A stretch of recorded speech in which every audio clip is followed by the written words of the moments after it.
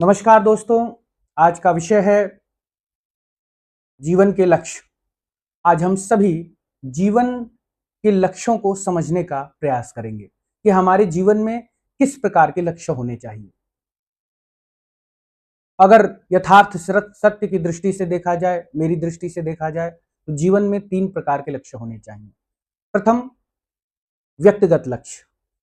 वह व्यक्तिगत लक्ष्य जो आपके नश्वर जीवन के लिए आवश्यक है। नश्वर जीवन अर्थात भौतिकता के लिए आवश्यक है। दूसरा, आपका सामाजिक लक्ष्य होना चाहिए। एक ऐसा लक्ष्य जो समाज के प्रति आपके व्यक्तिगत जीवन से जुड़ी होनी चाहिए, अगर आप सामाजिक व्यक्ति हैं। और हर व्यक्ति को सामाजिक होना ही पड़ता है, इसीलिए हमारे जीवन का दूसरा लक्ष्य सामाजिक लक्ष्य होना चाहिए। और तीसरा लक्ष्य आध्यात्मिक लक्ष्य होना चाहिए। आध्यात्मिक लक्ष्य भी आपका व्यक्तिगत लक्ष्य ही होना चाहिए, लेकिन वह व्यक्तिगत लक्ष्य अमर जीवन का व्यक्तिगत लक्ष्य है, नश्वर जीवन का व्यक्तिगत लक्ष्य नहीं है। इस प्रकार हमारे जीवन के 3 लक्ष्य होने चाहिए। अगर हम व्यक्तिगत लक्ष्य की बात करें, तो अगर हमारे जीवन को देखिए तो हमारे जीवन का व्यक्तिगत लक्ष्य है कि मुझे सुबह से शाम तक के लिए शारीरिक पोषण की जो भी आवश्यकताएं हैं वह पूर्ण हो जाए। रोटी, कपड़ा, मकान ये पूर्ण हो जाए। अपनी जिम्मेदारियों को निर्वहन करने के लिए धन उपलब्ध हो जाए।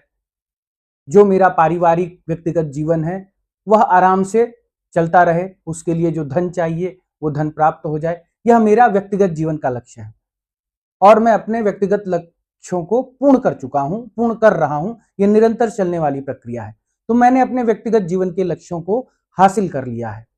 मैं अपने आहार पूर्ति की व्यवस्था कर लेता हूं, मैं अपने रहने की व्यवस्था कर लेता हूं, मैं अपने जीवन के पारिवारिक दायित्वों का निर्वहन कर रहा हूं। मुझे पारिवारिक जीवन में जो सुख चाहिए, जो सुविधा चाहिए, वो धीरे धीरे प्राप्त हो रही हैं, कुछ आगे पीछे, ऊपर नीचे, ये तो जीवन का हिस्सा है।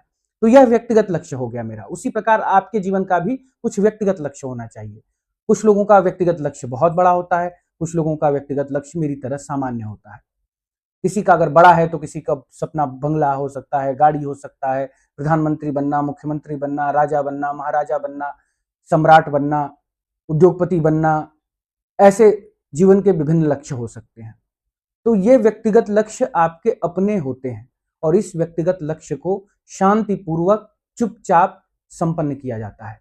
इसको प्रदर्शित नहीं किया जाता है, इसको व्यक्त नहीं किया जाता है, क्योंकि ये आपके व्यक्तिगत नश्वर जीवन के लक्ष्य हैं। आपके व्यक्तिगत जीवन के नश्वर लक्ष्यों के लिए आप सभी को एकाग्रता के साथ एकांत चित्त भाव से मेहनत करनी होती है और मेहनत करने के लिए आप सभी को स्वयं के उद्देश्यों के प्रति पूर्ण रूप से समर्पित करना होता है और वहां किसी से भी अपने लक्ष्यों की चर्चा नहीं करनी होती है जब तक सफलता प्राप्त ना हो जाती है। यह आपके व्यक्तिगत लक्ष्यों को प्राप्त करने का वास्तविक तरीका है। अगर आपके व्यक्तिगत लक्ष्य बड़े हैं, अगर आपके व्यक्तिगत लक्ष्य मेरी तरह सामान्य है, तो आप सामान्य लक्ष्यों को भी धीरे धीरे करके प्राप्त कर सकते हैं और उसके लिए संघर्ष तो करना ही होगा। लक्ष्य कोई भी हो, संघर्ष करना ही पड़ता है और निरंतर संघर्ष करना पड़ता है उस लक्ष्य पर बने रहने के लिए। तो यह प्रथम व्यक्तिगत लक्ष्य हो गया। इस मार्ग में आपको बहुत बाधाएं भी आएंगी। व्यक्तिगत लक्ष्य प्राप्त करने में भी बाधाएं आती हैं। यह सत्य है कि लोग आपको रोकने का प्रयास करेंगे, परेशान करने का प्रयास करेंगे, बहुत कुछ करेंगे जिससे आप पथभ्रष्ट हो जाएं, पथभ्रमित हो जाएं, अपने व्यक्तिगत जीवन के लक्ष्यों को प्राप्त ना कर पाएं। लेकिन आप सभी को इन सभी चीजों को इग्नोर करके बार बार प्रयास करते रहना है और अपने जीवन के लक्ष्यों को प्राप्त करना है। रोकने वाले रोकेंगे, टोकने वाले टोकेंगे, कहने वाले कुछ तो कहेंगे ही, लेकिन आपको स्वयं पर विश्वास करके अपने व्यक्तिगत लक्ष्यों के प्रति कार्य करते रहना है। दूसरा लक्ष्य हो गया, वह होता है सामाजिक लक्ष्य।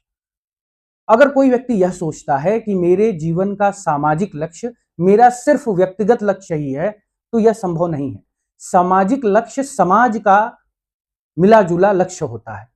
आप जहां रहते हैं, जिस समाज में रहते हैं, जिस राष्ट्र में रहते हैं, जिस राज्य में रहते हैं, वहां की आवश्यकताओं, उद्देश्यों को ध्यान में रखते हुए आपका सामाजिक लक्ष्य तय होता है। हमारा यह सामाजिक लक्ष्य होगा, क्योंकि आप अपने समाज में इस प्रकार का परिवर्तन करना चाहते हैं, अपने राज्य में इस प्रकार का परिवर्तन करना चाहते हैं, अपने राष्ट्र में इस प्रकार का परिवर्तन करना चाहते हैं, इस प्रकार का नवीन निर्माण करना चाहते हैं। तो यह आपका सामाजिक लक्ष्य है, वो अब आपका व्यक्तिगत नहीं हो सकता। इसीलिए आपको समाज के साथ जुड़ना होता है, समाज को जागृत करना होता है, समाज को तैयार करना पड़ता है कि आइए मिलकर हम सभी उस लक्ष्य को प्राप्त करें। यह आपका सामाजिक लक्ष्य होता है। जैसे मेरा सामाजिक लक्ष्य है भारतवर्ष में सभी समाज के लोगों में समानता का भाव हो, प्रेम का भाव हो, लोग एक दूसरे के प्रति द्वेष, ईर्ष्या और नफरत को त्याग कर एकजुट होकर अपने पुराने इतिहासों को भूलकर भारत के भविष्य के निर्माण के लिए कार्य करें। तो उस लक्ष्य के लिए मैं आज जन जागृति का कार्य कर रहा हूं। यहां जन जागृति का कार्य कर रहा हूं तो इसमें मैटर ऑफ कॉन्फ्लिक्ट भी हो सकता है, बहुत सारे विषयों पर कॉन्फ्लिक्ट भी जन्म ले सकता है। जैसे अगर मैं आज यह कह देता हूं कि मैं आरक्षण का विरोधी हूं, तो यह कॉन्फ्लिक्ट कर जाएगा उस समाज के लिए जो आरक्षण का लाभ ले रहा है। अगर मैं ये कह दूं कि मैं आरक्षण का समर्थक हूं, तो यह कॉन्फ्लिक्ट हो जाएगा उनके लिए जो आरक्षण की वजह से परेशान है। इसके साथ ही अगर मैं यह कह दूं कि हम संविधान की आज की व्यवस्था से सहमत नहीं है, यह एक दिन की, एक मिनट की, उसके भीतर एक सेकंड बटन दबाने तक लोकतंत्र देता है, तो यह उन लोगों के लिए समझौता का विषय नहीं होगा जो संविधान के इस प्रारूप से लाभ उठा रहे हैं, जो एक सेकंड के लिए बटन दबाकर कुर्सी पर बैठ जाते हैं और वर्षों तक शासन करते हैं। उन लोगों के लिए यह कॉन्फ्लिक्ट का विषय हो जाएगा, वो मुझे गलत कहेंगे। लेकिन अगर मैं यही कहूं कि मैं संविधान का समर्थक हूं, संविधान में जो है सही है, तो जो उसका लाभ ले रहे हैं उनके लिए तो ठीक है। लेकिन जो इस व्यवस्था से पीड़ित हैं, प्रताड़ित हैं, जो समाज वो आज तक ऊपर नहीं उठ पाया है इस संवैधानिक व्यवस्था के कारण, वह उससे दुखी हो जाएगा, क्योंकि उससे समझ में आएगा कि इसमें परिवर्तन हो सकता है, तो परिवर्तन करना चाहिए जिससे हमको भी उसका लाभ प्राप्त हो। तो यह मैटर ऑफ कॉन्फ्लिक्ट का विषय है। सामाजिक लक्ष्य मिलजुल कर समाज को तैयार करके, जागृत करके, उसको सभी प्रकार के सत्यों को समझाते हुए आगे लेकर जाया जाता है, और वो सामाजिक लक्ष्य समाज के आधार पर ही तय होता है। इसीलिए अगर मेरा सामाजिक लक्ष्य अगर देखना चाहेंगे, तो मेरा सामाजिक लक्ष्य मेरा व्यक्तिगत लक्ष्य नहीं है। मैं आज के समाज की परिस्थितियों को देखते हुए, आवश्यकताओं को देखते हुए, उद्देश्यों को देखते हुए, भारत के भविष्य को देखते हुए सामाजिक लक्ष्य के अनुसार अपनी जन जागृति का कार्य धीरे धीरे आगे बढ़ा रहा हूं। अगर मैं संवैधानिक व्यवस्था में परिवर्तन की बात करता हूं, तो वो भी इसीलिए क्योंकि आज की संवैधानिक व्यवस्था गरीब, मजदूर, किसान, आदिवासी जो समाज सफलता के स्तर को प्राप्त नहीं कर पाया है, उसको समर्थन नहीं करती है। लोकतंत्र का डिसेंट्रलाइजेशन नहीं हो पा रहा है। लोकतंत्र सेंट्रलाइज्ड है, और डिसेंट्रलाइज्ड 5 वर्षों में 1 सेकंड के लिए ही होता है जब बटन दबानी होती है। अब इस व्यवस्था को अगर मैं समझाता हूं कि संविधान में एक आवश्यक परिवर्तन है, चाहिए, तो उससे बहुत लोग नाराज हो सकते हैं। सर्वप्रथम विदेशी नाराज हो जाएंगे। विदेशी में सबसे पहले अमेरिका नाराज हो जाएगा। अमेरिका के राष्ट्रपति को अच्छा नहीं लगेगा, अरे संविधान में परिवर्तन करना चाहते हैं, संवैधानिक व्यवस्था में परिवर्तन करना चाहते हैं, अब तो कैपिटलाइजेशन भारत में नहीं हो पाएगा, क्योंकि अमेरिका एक कैपिटलिस्ट कंट्री है। वो इंडिया में कैपिटलाइजेशन को बढ़ावा देना चाहती है। वो चाहती है कि कैपिटलिस्ट नेशन, हमारी उद्योगपति कंपनियां, जो हमारी कंपनियां हैं, वो जाएं और भारत के बाजार पर कब्जा करें। तो भारत के बाजार पर कब्जा करने के लिए वहां ऐसी सरकार हो जिसको हम फंड देकर नियंत्रित कर सकें। कैपिटलिस्ट अगर वहां की व्यवस्था होगी, तो वहां के उद्योगपतियों को, वहां के सरकारों को नियंत्रित किया जा सकता है। तो अमेरिका चिढ़ेगा इस बात से। अब देखिए, डोनाल्ड ट्रंप जी कहते हैं कि भारत की ईवीएम की व्यवस्था बहुत अच्छी है, वोटिंग की प्रणाली बहुत अच्छी है। डोनाल्ड ट्रंप जी ने अभी बोला है। क्यों बोला है? यह डर है, उन्हें डर है कि कहीं भारत का जनमानस संवैधानिक व्यवस्था में परिवर्तन के लिए तैयार ना हो जाए। अगर वो तैयार हो गया, तो यह संभव है कि अगर शक्ति जनता के हाथों में चली गई, लोकतंत्र का डिसेंट्रलाइजेशन हो गया, तो जनता को समझाना कठिन है, क्योंकि जनता अपने हित के बारे में सोचेगी। लेकिन अगर सरकार के हाथों में पूरी तरीके से सेंट्रलाइज पावर रहेगी, तो वो सरकार के में बैठे नेताओं को खरीद सकती है, बड़े ब्यूरोक्रेटिक स्तर के लोगों को खरीद सकती है, और खरीदती भी है।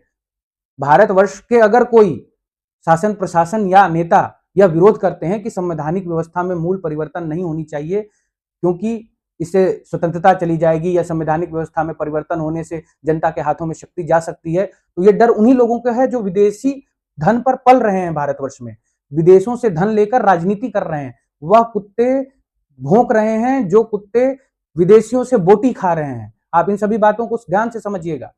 इसी प्रकार चीन भी नहीं चाहेगा, चीन भी ये भी नहीं चाहेगा कि हाँ, भारत में संवैधानिक व्यवस्था में परिवर्तन हो, क्योंकि वो सरकार से डायरेक्ट डील कर सकता है, राष्ट्रीय स्वयंसेवक संघ जैसी संस्थाओं से डायरेक्ट डील कर सकता है, कांग्रेस जैसे पार्टियों से डील कर सकता है। लेकिन अगर जनता के हाथ में शक्ति चली गई, संवैधानिक व्यवस्था में परिवर्तन करके पावर का डिसेंट्रलाइजेशन हो गया, लोकतंत्र का डिसेंट्रलाइजेशन हो गया, तो फिर ये लोग खरीद नहीं पाएंगे। तो परेशान कौन होगा? विदेशी परेशान होंगे, जो भारत में अपने इंटरेस्ट को पैसे पर नेताओं को खरीद कर पूर्ण करते हैं। और भारतवर्ष के नेता, ब्यूरोक्रेटिक सिस्टम के बहुत ऐसे लोग हैं जो विदेशी कंपनियों, विदेशी सरकारों से धन लेकर भारत में पॉलिसी बनाते हैं, और ये सत्य है, यथार्थ सत्य है। और ऐसे लोगों को ही मैं कुत्ता कहता हूं, क्योंकि ये बाहर की बोटियां खाकर भारतवासियों को धोखा देते हैं। और अगर मैं कुछ सत्य बोलता हूं या कुछ सुधारों की बात करता हूं सामाजिक, तो वो मुझे गाली देते हैं, और देंगे भी, क्योंकि वो दूसरों के कुत्ते हैं, उनकी बोटियों पर पलने वाले कुत्ते हैं, तो वो मेरे ऊपर भौंकेंगे, और ये स्वाभाविक है। तो सामाजिक लक्ष्य में कॉन्फ्लिक्ट ऑफ इंटरेस्ट होना संभव है। मैटर ऑफ इंटरेस्ट भी होता है और कॉन्फ्लिक्ट भी होता है इंटरेस्ट का, क्योंकि मेरा इंटरेस्ट राष्ट्र निर्माण है, भारत के भविष्य का निर्माण है, और उनका इंटरेस्ट सेल्फ का निर्माण है, खुद का निर्माण है। वो खुद को ताकतवर बनाने के लिए कार्य कर रहे हैं, और मैं समाज, राज्य और राष्ट्र को ताकतवर बनाने के लिए जन जागृति का कार्य कर रहा हूं।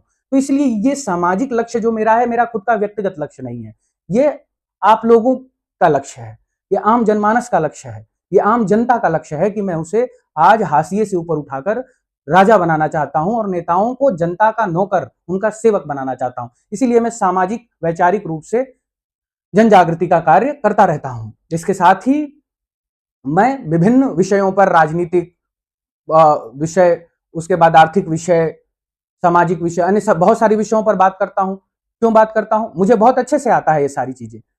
मुझे अर्थव्यवस्था के बारे में बहुत गहरी जानकारी है, मुझे सामाजिक विषयों की बहुत गहरी जानकारी है, मुझे राजनीतिक विषयों की बहुत जानकारी है, मुझे इकोनॉमिक्स के साथ ही पॉलिटी, अगर आप ले लीजिए ज्योग्राफी, डेमोग्राफी, इन सब पे बहुत गहरा शोध है, अध्ययन है, और उसके आधार पे मैं बोलता हूँ। लेकिन ये सब कुछ होने के बाद भी मैं कभी भी ये नहीं सोचा हूँ कि मुझे राजनेता बनना है। कभी मैंने स्वप्न नहीं देखा कि मुझे मुख्यमंत्री, प्रधानमंत्री ये सब बनना है, क्योंकि सामाजिक लक्ष्य है जो मेरा, वो सामाजिक लक्ष्य यह नहीं है कि मुझे अपने ज्ञान से, अपनी ज्ञान शक्ति से व्यापार करना है। समाज में जाकर मुझे व्यापार नहीं करना है। जो राजनीतिज्ञ हैं वो क्या करते हैं? वो व्यापार कर रहे हैं, वोटों का व्यापार कर रहे हैं, आपके मतों का व्यापार कर रहे हैं। मुझे व्यापार नहीं करना है। मेरा सामाजिक लक्ष्य भारत का नवनिर्माण है, भारत के स्वर्णिम भविष्य का निर्माण है। मेरा लक्ष्य यह नहीं है कि मुझे अपने सामाजिक जन जागृति से व्यापार करना है, एक बड़े स्तर का व्यापारी बनके, राजनीतिज्ञ बनके व्यापार करना है। और सभी व्यापार धंधा ही कर रहे हैं, जितने राजनीतिज्ञ हैं, जितने सामाजिक लोग हैं। तो मेरा लक्ष्य भिन्न है। मेरा लक्ष्य सिर्फ सामाजिक लक्ष्य है, मेरा व्यक्तिगत लक्ष्य कुछ भी नहीं है।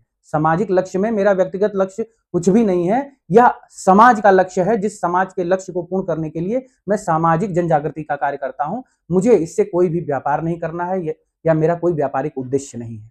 और आप सभी के जीवन में कोई ना कोई सामाजिक लक्ष्य होगा, तो आप सभी को अपने सामाजिक लक्ष्यों के लिए अवश्य कार्य करना चाहिए। तीसरा लक्ष्य होता है आध्यात्मिक लक्ष्य। अगर मेरे आध्यात्मिक लक्ष्य को बात करिए, तो मैं तो अपने आध्यात्मिक लक्ष्यों को प्राप्त कर चुका हूं। जो भी जीवन का आध्यात्मिक लक्ष्य होता है वो होता है मुक्ति, और मुक्ति जीवित अवस्था में प्राप्त हो सकती है, और मैं उसको प्राप्त कर चुका हूं। तो इसीलिए मेरे आध्यात्मिक लक्ष्य व्यक्तिगत पूर्ण हो चुके हैं। इसके साथ ही जब आध्यात्मिक लक्ष्य पूर्ण हुए, तो एक दायित्व मुझे मिला है प्रतिनिधि के स्वरूप में, कि आपको यह लक्ष्य जन जन तक पहुंचाना है। और वह लक्ष्य क्या है? कि मानवता को मुक्ति के मार्ग पर ले जाना है, उसको मुक्ति का महत्व समझाना है कि मुक्ति होता क्या है, उसको नश्वरता से ऊपर उठाकर अमरता के अनुभव तक ले जाना है। और उसी के लिए मैं आध्यात्मिक सागर रूपी कार्यक्रम से विभिन्न प्रकार के ज्ञान और दर्शन को समझाने का प्रयास करता रहता हूं। इसके साथ ही आध्यात्मिक लक्ष्यों में मेरा एक लक्ष्य और है कि सत्य की स्थापना करनी है। तो सत्य की स्थापना के लिए मुझे दर्शन शास्त्र, विभिन्न प्रकार के साहित्यों का वर्णन करना होगा, तो मैं उन साहित्यों का वर्णन करता हूं। तो यह जो मेरा लक्ष्य है, यह लक्ष्य भी मुझे स्वयं के आध्यात्मिक लक्ष्य प्राप्त करने के बाद दायित्व के स्वरूप में प्राप्त हुआ है, और वो दायित्व एक ईश्वर पिता परमेश्वर ने दिया है। इसीलिए मैं ये दायित्व निर्वहन कर रहा हूं। मेरे लिए ये जो आध्यात्मिक ज्ञान प्रदान करना हुआ, ये मेरा दायित्व है। इससे मुझे व्यापार नहीं करना है, मुझे कोई मंदिर नहीं बनाना है, मस्जिद, गुरुद्वारा, चर्च नहीं बनाना है और बनाकर वहां से उद्योग करना है, व्यापार करना है। मुझे कथावाचक नहीं बनना है कि मुझे कथावाचन करके धन कमाना है, और मुझे गुरुकुल बनाना है, वहां पे शिक्षा देकर उसका व्यापार करना है। ये सब कार्य मुझे नहीं करने हैं। मेरा आध्यात्मिक लक्ष्य व्यापार करना नहीं है। आप सभी देखेंगे कि बहुत सारे ऐसे खोखले लोग हैं जो आध्यात्म के क्षेत्र में बैठे हैं, जिनका शून्य ज्ञान है, वो पाखंड फैलाते हैं। अब अगर मुझे ही पाखंड फैलाना होता, तो मैं भी जियो कंपनी के मालिक से जाके मिलता, कहता कि ऐसा है कि आप अपने जियो कंपनी के एआई सिस्टम को विकसित करिए, और एआई के माध्यम से आप सोशल मीडिया इत्यादि हर जगह से जो डाटा है उसको कलेक्ट करके ह्यूमन इंटरफेस बनाइए, हर व्यक्ति का एक डाटा कलेक्ट करके ह्यूमन इंटरफेस तैयार करिए और उसके आधार पर मैं लोगों की जानकारी लेकर और लोगों के मन की बात बताया करूंगा। तो यह भी संभव है।